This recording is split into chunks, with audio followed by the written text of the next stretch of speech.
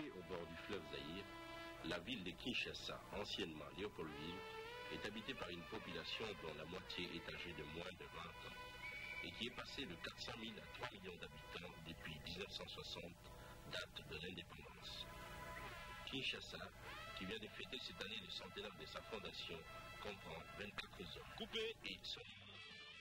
J'ai eu l'occasion, grâce à une production française, de réaliser ce documentaire où on m'a demandé de donner ma vision personnelle sur la ville de Kinshasa. Donc c'était un film qui m'amusait beaucoup, Kin Kiese.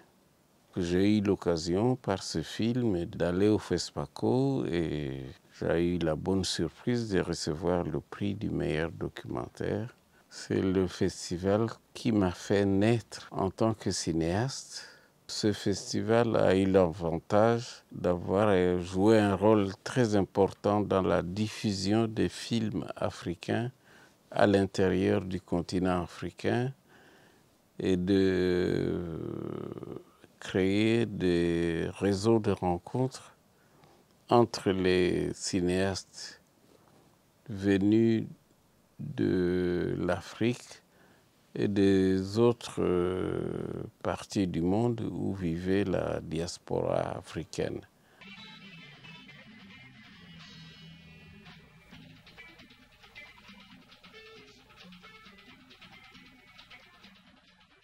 Le festival panafricain de cinéma de Ouagadougou, en sigle FESPACO, c'est un peu l'événement number one du cinéma africain. Il vient de fêter ses 50 ans et c'est sans doute, si pas le premier, le deuxième plus vieux festival de cinéma. Et c'est un événement panafricain. Or, il reste pas tant que ça d'événements panafricains qui soient aussi connus, reconnus, considérés, parce que pour un cinéaste africain, passer au FESPACO, c'est un des moments les plus importants de sa vie. Moi, si je n'étais pas passée au FESPACO en 1987 comme journaliste culturelle, je ne serais jamais devenue cinéaste.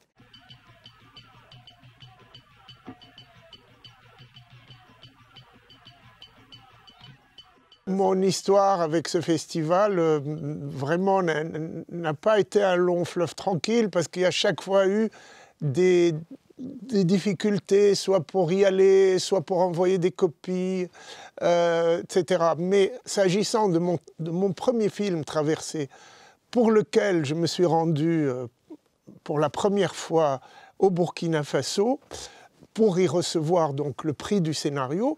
Ce film a été réalisé dans l'année qui a suivi et représenté la Tunisie dans l'édition qui a suivi du FESPACO.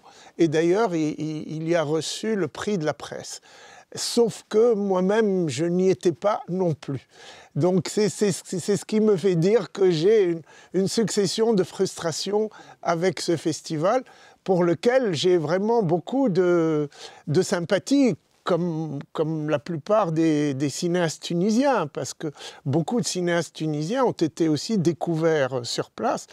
Et puis, il y a ce syndicat africain qui siège alternativement à Carthage et à Ouagadougou, et dans lequel tous les producteurs tunisiens, certains cinéastes qui sont organisés dans leur association de réalisateurs, retrouvent leurs collègues africains pour réfléchir à des stratégies communes de développement du secteur. Et c'est quelque chose qui compte beaucoup dans l'histoire arabo-africaine de notre cinéma.